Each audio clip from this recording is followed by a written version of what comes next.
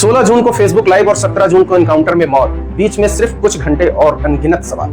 ये कहानी 18 वर्षीय बिहार के भरत भूषण तिवारी की, एक ऐसा नाम जिसके इर्द गिर्द आज बिहार में सवालों का तूफान खड़ा हो गया है। हर गांव, हर चौपाल और हर घर में एक ही सवाल पूछा जा रहा है। अगर कोई सिस्टम से तंग आकर गांव की टूटी सड़कें, बाढ़ की तबाही और सरकारी लापरवाही देखकर हथियार उठा ले, तो क्या उसे तब भी गोली मार दी जाएगी जब वह सरेंडर की बात कर रहा हो? जैकेट पहन के और इतना सारा मिल के गोली चलाएगा रे।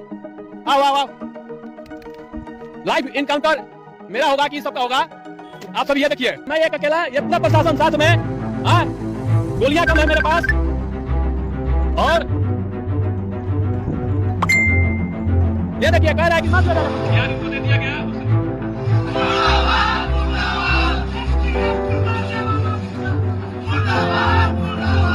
कोर्ट में न कोई अपराधी है, न चोर है, न चंडाल है, ये तो समाज सेवा कर रहा है।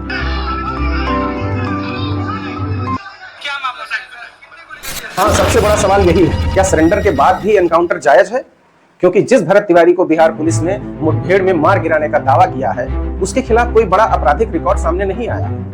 वह किसी गैंग के सदस्य का मेंबर भी नहीं है, हिस्ट्री सीटर भी नहीं था। बताया जाता है कि वह गांव की सड़क, बिजली, बाढ़ जैसी समस्याओं को लेकर आवाज उठा रहा था।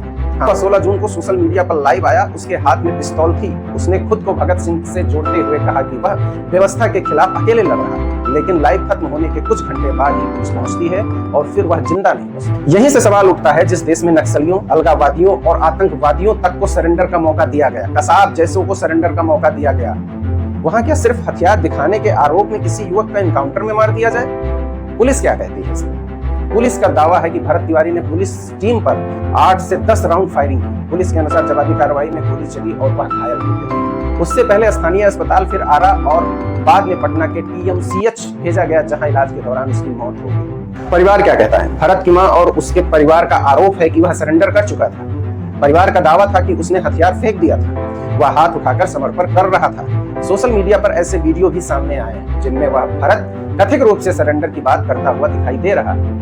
अगर यह सच है तो सवाल उठता है, सरेंडर करने के बाद गोली चलाई क्यों गई? इसमें जहन में 5 बड़े सवाल आते हैं। पहला, क्या बिहार पुलिस इतनी सक्षम नहीं थी कि एक युवक को जिंदा पकड़ सके? क्या एनकाउंटर ही आखिरी रास्ता था?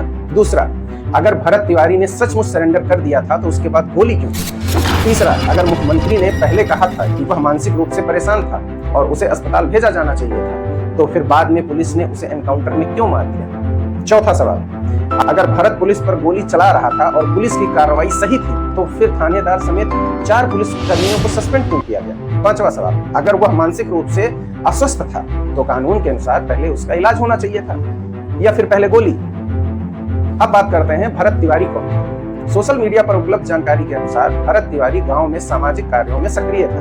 कुछ वीडियो में वह गरीबों की मदद करता दिखाई दिया। बताया जाता है कि वह भगत सिंह के विचारों से प्रभावित था। परिवार के अनुसार वह इलेक्ट्रिक बाइक का शोरूम खोलना चाह रहा था और इसके लिए उसने लाइसेंस की प्रक्रिया भी शुरू कर चुका। दूसरी तरफ यह भी कहा जा रहा है कि वह मानसिक तनाव से भी गुजर रहा था। यही बात पुलिस और सरकारी अधिकारियों की ओर से भी कही गई। 17 जून को आखिर क्या हुआ? सुबह लगभग 9 बजे शाहपुर पुलिस और STF की टीम पहुंचती है। यहीं से 2 अलग अलग कहानियां शुरू होती हैं। पुलिस कहती है कि भरत ने टीम को देखते ही फायरिंग शुरू कर दी। परिवार कहता है उसने हथियार छोड़ दिया था और आत्मसमर्पण कर रहा था। दोनों दावों में से केवल एक ही सच हो सकता है। मामला और ज्यादा उलझ गया जब थानेदार समेत 4 पुलिसकर्मियों को सस्पेंड कर दिया गया। अगर पुलिस की कार्रवाई पूरी तरह सही थी तो सस्पेंशन क्यों? और अगर सस्पेंशन सही है तो क्या परिवार जो आरोप लगा रहा है उस आरोप में दम है? यही सवाल आज जनता के मन में घूम रहा है। अब बात करते हैं इस मैटर में कानून क्या कहता है। कानून कहता है, अगर पुलिस के आरोप सही साबित होते पकड़ने के बाद, तो भरत तिवारी पर BNS की धारा 109 यानी अटेम्प्ट टू मर्डर और BNS की धारा 121, 132 जैसी सरकारी कर्मचारी पर हमला और ड्यूटी में बाधा संबंधित धाराएं तथा आर्म्स एक्ट की धारा 25 और 27 के तहत मामला दर्ज हो सकता है। अब यहाँ पे सुप्रीम कोर्ट के क्या निर्देश? हर एनकाउंटर की स्वतंत्र जांच होनी चाहिए, FIR दर्ज होनी चाहिए, मजिस्ट्रेट जांच भी होनी चाहिए, मानवाधिकार आयोग को सूचना दी जानी चाहिए। कानून ये भी कहता है कि एनकाउंटर आखिरी विकल्प है, पहला नहीं, जो यहाँ पे हुआ है। अगर जांच में यह साबित हो जाए कि किसी निहत्थे या सरेंडर कर चुके व्यक्ति को मारा गया तो मामला हत्या की श्रेणी में आ सकता है। भरत तिवारी पूरी तरह गलत है या सही, अब ये जांच का विषय है। हथियार उठाना किसी भी प्रकार से किसी भी हाल में उचित नहीं कहा जा सकता है, लेकिन उतना ही बड़ा सवाल ये भी है कि क्या उसे जिंदा गिरफ्तार किया जा सकता था? क्या पुलिस के पास गोली चलाने के अलावा कोई दूसरा विकल्प नहीं था? आज एक मां ने अपने बेटे को खोया, एक परिवार टूट गया है और पूरे बिहार में एक सवाल गूंज रहा है, इलाज गोली थी या कानून? अब फैसला जांच रिपोर्ट और पोस्टमार्टम रिपोर्ट, फोरेंसिक सबूत और अदालत के सामने आने वाले तथ्यों पर निर्भर करेगा। हमारा काम है, हम सवाल पूछते रहेंगे। अगर आप अभी तक बने हुए हैं तो इस वीडियो को सब्सक्राइब जरूर